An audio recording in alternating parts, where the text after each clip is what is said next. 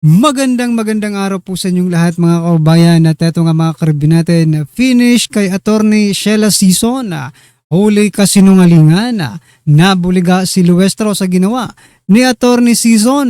Yan po ang ating alamin mga kababayan sa video ito, pero bago po natin simulan yan, palike naman po ng video ito, malaking tulong po yan. Maraming salamat po at eto na nga mga kababayan, simulan na po natin to. Pasok! As well as counsel for the panel of prosecutors Mhm. to assign lawyers for this change of markings to be conducted again for the record at 4 p.m. of Wednesday, August 5, 2026. That is tomorrow. Your Honor, Yes, what may is I be recognized, Your Honor? Good afternoon. before the lead counsel for the respondent, I think the lead prosecutor earlier asked for recognition. What is the pleasure of the Honorable Luis Strom? First of all, Your Honor, we just want to acknowledge your pronouncement earlier about the setting of the transfer of marking of exhibits that will be on August 5, 4 p.m. Tomorrow. This pertains particularly to Exhibit P4-3 and series through P4-35B.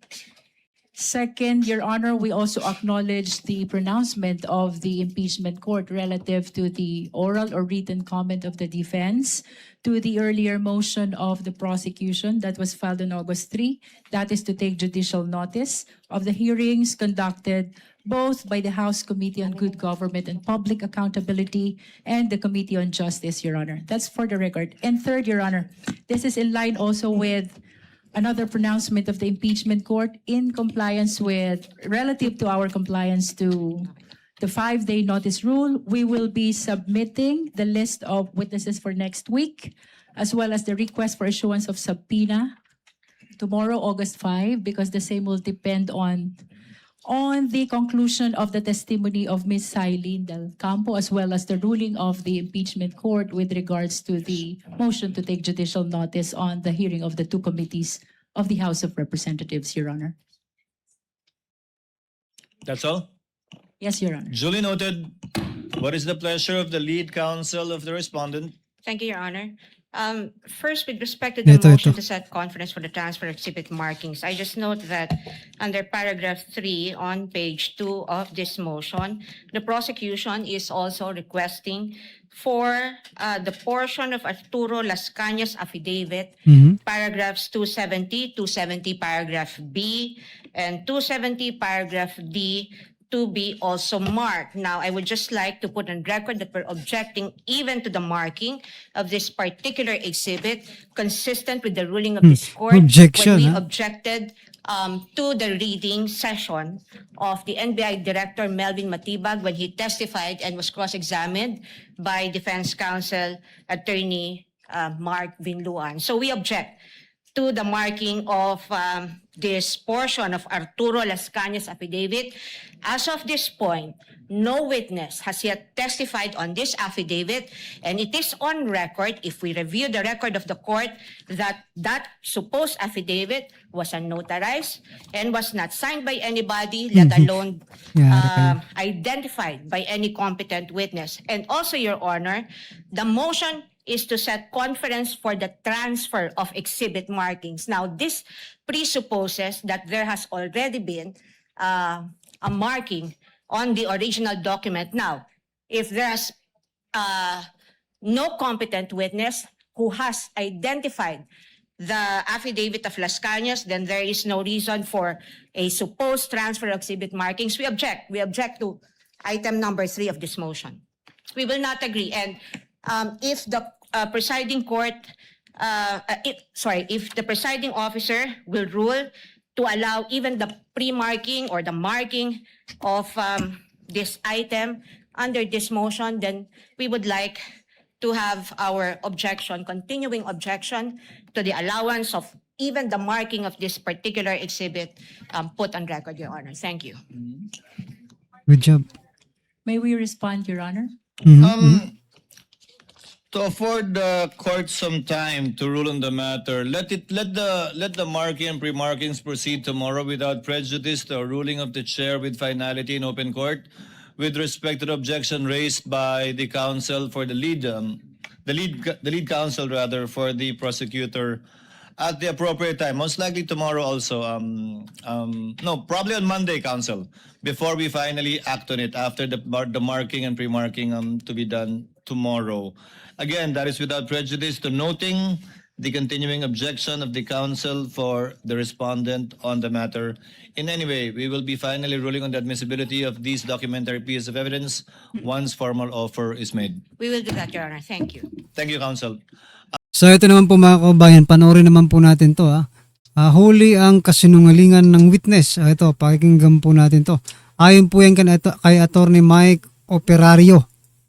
Na i-release mo yung confidential funds mo for the quarter within 11 days. Because you are given actually 3 months to disburse. That's the maximum. Pero walang minimum. Hindi tinatanda na ng batas na dapat ay hindi mo to ma-spend in less than 10 days or less than 15 days. At sa wakas ay natapos na rin yung testimonya ni Roderick Wamil. Ano ang napatunayan muli ng prosecution? Ito po si Attorney Mike Operario. Pag-usapan natin yan. Kagaya nga ng sinasabi ko kahapon, mas mukhang inaabangan ng mga tao yung cross-examination kesa dun sa direct examination. At dito nga sa cross-examination, lumabas ang mas maraming katotohanan. Kasi yung direct examination ng abogado ng prosecution sa pamamagitan ni Attorney Kapunan, apparently dahil wala silang hawak na malinaw na ebidensya na diretsyong magli-link sa katiwalian at doon sa sinasabing audit observation memorandum from the COA, ay they resorted to being comical. Si Attorney Kapunan tried to do a comedy routine, which I don't think worked. Comedy routine daw, sabi ni Attorney mga kabayan. Sa bagay, no? Mukhang mga clown nga sila, mga karibin natin They resorted to playing with the names, trying to imply something na nawala doon sa mga pangalan. That is another form of mudslinging na ginagamit dito sa impeachment na ito.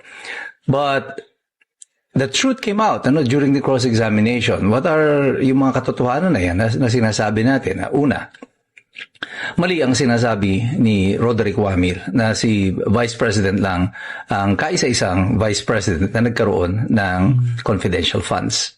Apparently, lumabas nga ang katotohanan mga kabayan. Hindi pala si BP Sara lang, pati si Binay meron. Diba? hindi niya alam o di kaya ay tinakpan niya talaga yung katotohanan na even before that, in 2014, sa panahon niya ni Jejomar Binay bilang Vice President, naglabas ang DBM noon ng pondo para sa confidential funds ng Office of the Vice President. 2014, nasa COA na itong si Attorney Roderick Wamil, pero sa kanyang pagsasalaysay at pinakinggan mo yung unang direct testimony niya, parang totoong-totoo na kay BP Sara nga lang nangyari ito. Paano hindi magiging totoo mga kabayan? Ilang beses tinanong ni Kapunan, Inulit-ulit pa mga kabayan yung confidential fund. Si BP Sara lang daw mga kabayan ang may confidential fund. Di ba? Inulit-ulit pa. Ikalawa, naging malinaw na doon sa mga batas na kanyang sinasabi ay hindi naman pinagbabawal or hindi illegal na i-release mo yung confidential funds mo for the quarter within 11 days. Because you are given actually 3 months to disburse. That's the maximum. Pero walang minimum. Hindi tinatanda na ng batas na dapat ay hindi mo to ma-spend in less than 10 days or less than 15 days. Wala pong ganung requirement. Pero yun ang inaangguluhan nila kasi ayaw nga nila ipakita dito na kailangan mo talagang spend yan within 11 days because late mo na siyang inirelease sa Office of the Vice President. And yung iba pang mga kamalian ng kanyang Pero bakit ganun mga kabayan? Alam naman nila na alam din ng taong bayan na late na yung na-release. Late na naibigay ng presidente ng Office of the President. Kaya talagang 11 days gagastusin yun mga kabayan. Dahil kung hindi nila yung gagastusin, maibabalik yun sa National Treasury. Bakit ka pa nagbigay ng pondo kung hindi lang din gagastusin, di ba? Mga kabayan? pahayag ay lalong-lalo na dun sa audit observation, yung AOM, Observation Memo, galing sa COA. Kasi nagtetestimonya siya nung una, nakala mo siya yung nagprepara nung report. It turns out, when the report came out, wala na siya doon sa departamento na yun ng COA. At hindi naman siya talaga yung gumawa o nagawa ng final report o nagpirma ng final report. Ang sinasabi niya na lang, meron pala daw siyang mga partisipasyon doon, yung initial draft, siya ang gumawa, wala nga lang siyang dalang kopya. Na meron siyang mga notes, hindi niya nga lang dala. Parang hindi attorney. So he was prevented by... Parang hindi attorney siya, no? Yung sa COA. No? Kaya syempre lahat ng sasabihin mo dyan, may ebidensya ka dapat. Pero dito, parang sinasabi niya lang, heresy ang lahat ng ito. Dahil wala siyang ipinapakita eh. The presiding officer from referring to the AOM kasi wala naman pala siyang partisipasyon doon. That is not his. Kaya biglang kumambyo ang prosecution at sinasabi, preliminaries lang naman daw pala siya. After 3 witnesses, nasa preliminaries pa rin sila hanggang sa kasalukuyan at maglalabas pa sila ng ibang witnesses para naman discussin yung mga detalye ng AOM. But, again, sinabi ko na ito noon, uulitin ko ngayon. This proceeding is just a show. Kagaya ng gusto gawin ng prosecution, ginagawa itong isang palabas. They tried to do it like Eat Bulaga style, gawing comedy. But they are bad comedians. Wala silang sense of timing and the jokes really suck. Terrible ang mga pagpapatawa nila. I mean, Tito Soto will be proud of them. Siya yung hindi nakakatawa sa Tito Vic and Joey. But nobody else is laughing. And that's the worst part of being a comedian. When you're the only one smiling or even laughing at your jokes. At dito, walang natawa sa kanyang mga patawa. And that turns it into a sad story rather than a comedy. So, itong ginangyayari ito sa Senado, again, it's not about the impeachment. It's not about legality. It's not about evidence. This is about propaganda. Propaganda po ito. Nagtatry sila magpaganda. Gusto lang pagandahin yung storya nila that BP Sara is corrupt, that tama lang na siya ay ma-impeach. The problem is, it appears that their evidence doesn't coincide with the narrative that they wanted to sell. Correct. At dahil wala namang ebidensya, yung mga tao, nangangalay na dito sa storya na ito. You know, from the very start, alam na natin ang ending nito. Sinasabi ko nga sa inyo, alam na natin yung dulo ng boto nito. Majority will vote for removal of BP Sara. The minority will move against it. And therefore, there will be no impeachment. The VP Sara will not be removed from office because they don't have the required number of votes. Alam na natin yan from the start. So all of this story that's going on, kagaya na sinasabi ko noon, is just a part of the sarsuela. Naglulukuhan na lang talaga tayo dito. And para tayong alam nyo. And the worst mga kaubayan, no? Gumagastos po ang taong bayan dito. Diba? Hindi po ito libre. Ha? Magkano po yung ginagastos nila mga kabayan araw-araw? Di ba? Milyones po ang ginagastos just to impeach BP Sara. Eh ganun din naman, hindi naman nila mai-impeach. Di ba? Yung inilabas nila bilang isang teleserye. Ang isang pelikula na napanood na natin sa YouTube at Netflix.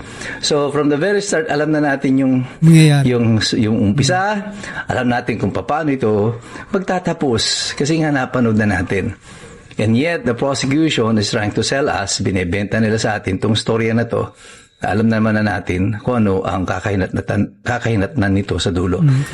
It's because, kaya tayo naiinis dito, mga mamamayan, after 12 days, about 300 million pesos in, wala pa rin nangyayari dito sa hearing nito. Kaya sinasabi ko nga noon pa, hanggang ngayon inuulit ko, para sa administrasyon at sa BBM 13 na nandyan sa Senado, wala po kaming pakialam kung gusto nyong magpropaganda laban kay Sara Duterte. Karapatan nyo yan, mga politiko kayo. Trabaho nyo yan na mangintriga, gumawa ng mga storya at kasinungalingan para pataubin ang inyong mga kalaban. That's part of your game. That's part of your territory. We get that. Naintindihan namin yan. Pero ang hindi namin maintindihan, bakit kailangan yung gastusin yung pera ng Correct, taong bayan para sa isang istorya at kwentong walang kapararakan para sa amin. Walang benepisyo sa taong bayan. 300 million pesos in and you still have nothing. Alam nyo, mukhang ano nga tayo dito mukhang na gisang-gisa tayo sa sarili nating mantika. Kasi biruin mo tayo yung gumagastos para i-divert yung totoong issue ng bayan, no? Para pagtakpan yung mga nangyayaring nakawan sa ating bansa. Tapos tayo rin yung pinagnanakawan. Tayo nang ang gumagastos sa diversion nila. Ha? Tayo pa yung gumagastos sa mga ninanakaw nila, walang hiyayan. Ha? That is Doble-doble why na eh. talagang hindi bebenta itong storya nyo nito because ang lahat na nanonood ngayon ng mga mamamayan alam na kung ano yung ginagawa ninyo. Wala po kayong nalilinlang. Kahit po yung mga trolls ninyo, kahit yung mga BBM vloggers na yan, yung mga Correct. supporters ng administrasyon, kahit yung mga dilaw, kahit na yung pink, kahit yung mga nagsasabing sila ay matatalino at elitista at mas matatalino sila sa mga sumusuporta sa mga Duterte. Alam nyo naman kung anong ending nito.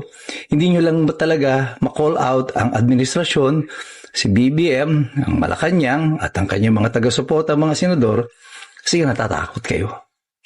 Tatakot kayo sa posibilidad na si Sara Duterte ang susunod na Pangulo ng Republika ng Pilipinas. And that's the bottom line. Pero kaming lahat, hindi nyo kami mauuto dito. Hindi nyo kami maluloko. So far, ang napatunayan lang nila dito is that, again, there was a COA report, there was an audit made, there were documents, there were findings na may mga kulang na submission ng mga documents ang Office of the Vice President. However, hindi ito nangangahulugan that that is already a criminal act or that is an impeachable offense or wala nang ibang administrative remedy. Maaari nilang tanungin ngayon yung mga proseso ng pag-audit na ginagawa kasi isa doon sa mga public officials na may mga unliquidated na mga cash advances is sitting as one of the prosecutors. And that is former DOJ Secretary Leila De Lima. Ngayon mabubuksan dito na kung paano yung proseso, kung May balita nga mga kababayan, di ba? May lumabas na balita na itong si De Lima hanggang ngayon, mga kababayan, mayroon pa pong unliquidated na pondo sa pagiging niya, Secretary of Justice, mga kababayan. Sa confidential fund po yan, Does it mean that if you have findings, meron agad criminal liability? Because if it is so, dapat si Leila De Lima ay may kaso din. Bakit wala siyang kaso? It's because the truth of the matter is, ang COA findings doesn't necessarily translate to a criminal liability or in an impeachable offense. At the most, automatic yan, there will be administrative na pananagutan tungkol doon sa mga kulang na mga dokumento. Pero meron bang paraan para makorek ito? Yes, there is. May mga available remedies pa. Ang Office of the Vice President, pwede nga rin silang, they can go to court to judicially challenge yung propriety of the findings of the COA investigator. At marami pa po na nadadaan ng proseso. But definitely, the evidence of the prosecution as of today, wala pa silang nasasabi o napatutunayan na totoo nga na merong illegal o di kaya kriminal na pananagutan ang Vice President doon sa mga findings na isinagawa nila o inireport na nila. Because now the defense can open up other public officials other than former Senator Leila De Lima, who is also formerly the DOJ Secretary. So, after 11 days, after 275 million pesos of expenses, so far, the prosecution has gone nowhere.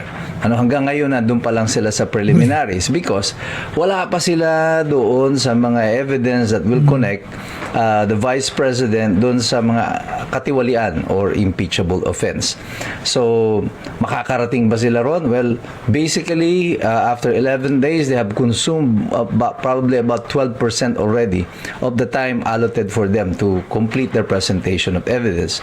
Because supposedly, makukumpleto ito, ang proseso na to about 92 or 93 days. So, with 11 days already gone, that's about 11 to 12% already of the time allotted to them. Wala pa, so far. I think Article 4 was a dud.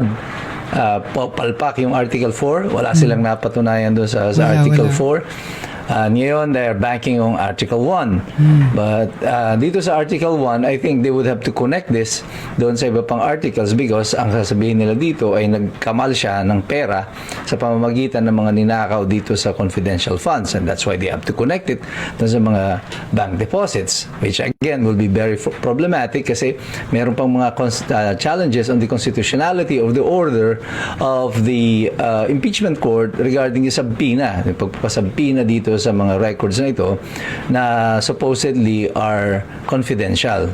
Now, is the impeachment an exception doon sa mga confidentiality rule na pwedeng makover nito pati yung mga private individuals or even transactions that are beyond or outside of the coverage of the impeachable office, which is the Vice President. So dapat yan 2022 up to 2026 lang as of the moment. So because prior to that, hindi naman impeachable. Should that include also yung DepEd? Because yung DepEd, the secretary position, is not an impeachable office.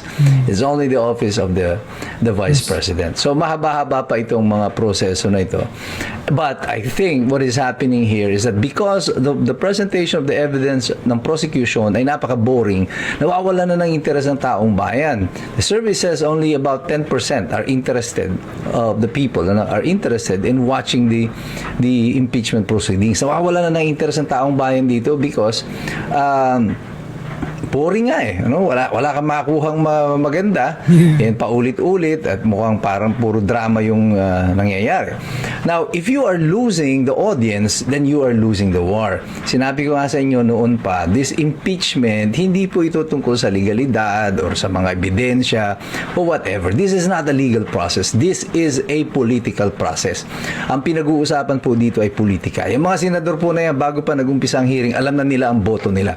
So, ang impeachment na ito ay para sa inyo at sa akin. We are supposed to be convinced by these proceedings that Sara Duterte should be impeached o kaya hindi natin siya dapat iboto sa 22. Kasi kahit ito mga kaubayan, kahit pa po alam na natin yung mga boto nila, di ba? Na talagang itong mga majority senators ay mag-yes yan. Pero, kung ang taong bayan naman ay hindi kumbinsido dito po sa naging proseso, sa naging resulta, di ba? O na-impeach nila si BP Sara, kulang yung mga ebidensya, hindi matibay yung ebidensya, pero bumoto sila ng yes, di ba? Oh. Sino ang diyan? Sino po ang talo diyan kung baga? Sila pa rin po ang talo diyan kasi magmumukha po silang tanga sa mata ng taong bayan, di ba? Di ba? Kahit alam na po natin, sige lang, ituloy ninyo kasi nandiyan na naman kayo, gumagastos naman kayo ng pera ng bayan, hindi nyo naman yung mga sariling pera, di ba? Sige, ituloy nyo lang. Kahit boring, ituloy nyo lang. Nang magkaalaman, at the end of this story, mga kaubayan, bumoto man kayo ng yes, ma-impeach man ninyo si BP Sara, kung ang tao ay hindi kumbinsido sa mga pinagsasabi ninyo, talo pa rin kayo. Talo pa rin kayo. 28. And this is a propaganda war. Nung ko pa sinasabi, this is a propaganda war. Kanya nga lang, ang masama dito, ito ay propaganda ng administrasyon na tayo ang gumagastos. Taong bayan. Okay lang kami na magpropaganda kayo. Pero sana gastusin nyo yung pera nyo. Huwag naman nyo sa amin. Huwag nyo sa taong bayan. Maraming naghihirap ngayon, nagugutom, lubog sa baha. At mas magagamit yung pera doon sa mga importanteng bagay na yan. Kaysa sa ganitong sarswela ng mga proceedings na wala namang patutunguhan at wala po siyang kapararakan. So, if the people are not watching, the administration is losing the propaganda war kasi walang interesado sa mga pinagsasasabi nyo. This means that the agenda of the impeachment to discredit the Vice President or make her lose her popularity is not working kasi ang datos ang nagsasabi, instead na bumaba ang datos ng ang approval rating ng Vice Presidente, ang bumababa yung kay BBM. So back to the drawing board. Something is wrong here. You should fire some of your political strategists. Yung kababalik nyo yan, going to the same well, yung inyong parehong mga estratehiya is not working in. You are just wasting the people's money and the people's time. Meron po ba nagbabawal na gamitin ito in 11 days? Wala din po. Kaya hindi po namin sinama sa findings namin yung 11 days na disbursement. It's just a statement of fact po on the AOM. Thank you for confirming that, Mr. Witness. Familiar po kayo bilang isang CPA sa accrual method of accounting? Yes, sir. Can you just, in simple terms, because I'm not even a CPA, just give us a glimpse kung ano ibig sabihin. Ano ba ang accrual method of accounting? Kapag sinabing accrual method of accounting, yung expenses ay ni-record upon incurrence, not upon payment. Opo. Okay. So, dito po ba, pwede po ba yung parang I'm just a simple-minded person? Parang buy now, pay later? Ganon? Wala po yan sa joint circular, so I am not authorized to It's okay. answer that question. I will leave it at that. Punta na lang po tayo sa liquidation. Sa liquidation po, under the joint circular, that's under 6.2.2, correct? Under 6.2.2, if I may just refer you to that provision, dapat po maliquidate magsumite ng liquidation report ang isang agency na may confidential or intelligence funds within 30 days after the close of a quarter. Tama po ba? Tatlo po yung nakalagay dito, hindi lang po the 30 days after every quarter. Sige po, please enumerate for us. Under 6.2.2 of the joint circular, all cash advances for CF and IF shall be liquidated within 30 days after every quarter or from the approved target date of completion of the project or activity or after the cash advance have been fully utilized, whichever comes first in accordance with the procedures as stated po. Okay, thank you po. Ngayon po, papakita ko po sa inyo yung liquidation report na isinumite ng OVP for their fourth quarter confidential funds 2022. Maybe this time we could just ask our assisting counsel, Your Honor, to hand the document. Assisting counsel for the other side may also approach.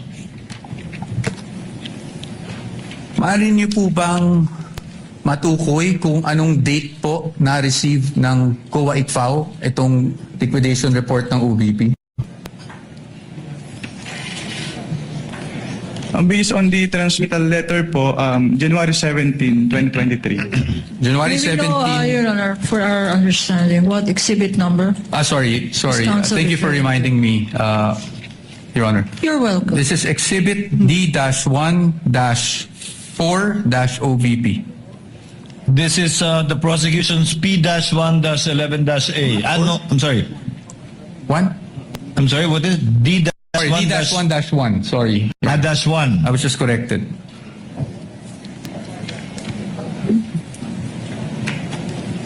Counsel, Your Honor, proceed. for the record, this is not a common exhibit, Your Honor.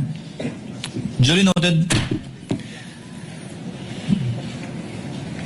Now, base po sa date na nabasa nyo, compliant po ba na within the 30-day period ay nakapagsumite sila? Yung act lang po ng pag-submission, ng pag-submit rather, ng liquidation report. Based on this token po, yes po. Yes po. And kung mapapansin nyo po, doon po sa transmittal, meron pong isang checklist. Tama po ba? Yes, sir. And I will refer you now to item 6.2.2.3 of the joint circular. Ayon po sa 6.2.3 ng nasabing joint circular 2015-01, ang gagawin po ng receiving officer ng COA ICFAO ay titingnan po yung checklist, tapos susuriin po yung mga dokumentong isinumite ng ahensya, yung mga attachments, kung pasok siya doon sa checklist of supporting documents na kinakailangan. Tama po ba? Can you repeat your question po? Ayon po sa 6.2.2.3, ang receiving officer ng COA ICFAO ay Siya yun, titingnan siya yun. yung checklist and then titingnan din, Ay, susuriin di ba siya yun? yung mga naka-attach na dokumento kung compliant siya dun sa checklist. Tama po ba? Yes po, based on the joint circular. Based on that same provision, kung yun po ay kompleto, tatanggapin po ng COA ICFAO. Tama po ba? Yes po. At pag hindi po kompleto o meaning kulang po yung mga attached documents, yun po ay dapat ibalik ng COA ICFAO sa ahensya at hindi muna tatanggapin. Tama po ba? Yes po. Based on And this provision po. Opo. And in this case, Tinanggap. because of the receiving stamp, would you say na tinanggap po ng ICFAO Yun lang. ang submission ng OBP? As stamp po nung ICFAO, yes po. Okay. Thank you, Mr. Witness. Now, Huli na naman kayo. basing on this document na natanggap ng COA ICFAO on January 17, 2023, ang kanilang liquidation report, meaning the OVP for the fourth quarter 2022 confidential funds, it took more or less 8 months for COA to issue its official finding. Tama po ba? Yes po. I am showing you a copy of the AOMs that you issued and that were also presented yesterday. May we know the exhibit number, sir? Yes, Your Honor. I will get to that. Pwede mo na yung mga next documents. Are you showing the one for the OVP or the DepEd? OVP, Your Honor. OVP, that would be... This is D-1-103-OVP, Your Honor, for the first AOM issued on September 14, 2023.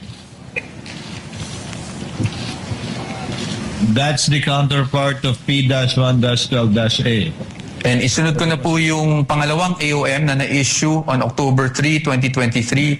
This is D-1-104-OVP for the defense. Which is P-1-12-B for the prosecution.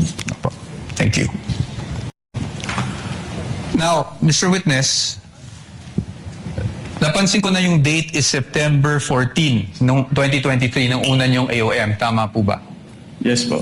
And that was actually just a few days after the budget hearing of COA held August 24, 2023, kung saan may mga legislators that,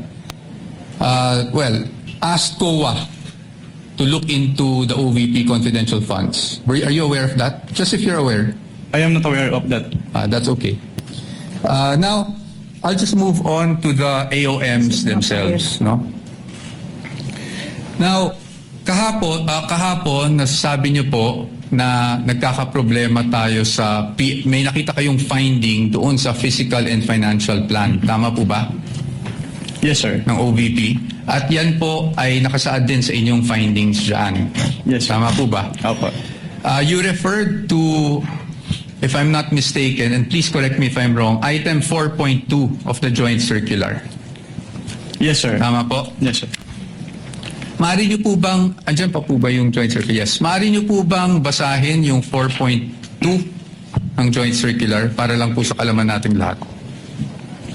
Under 4.2 of the joint circular, all allocations of CF and or IF shall be supported with physical and financial plan indicating the proposed amount allocated for each program, project, and activity where disbursements pertaining to the CE and IA shall be based. Tama po. Thank you po, Mr. Witness. So yan mga kababayan, ano po ang inyong opinion, reaksyon patungkol dyan? Just comment down below mga karibin natin. Maraming salamat po.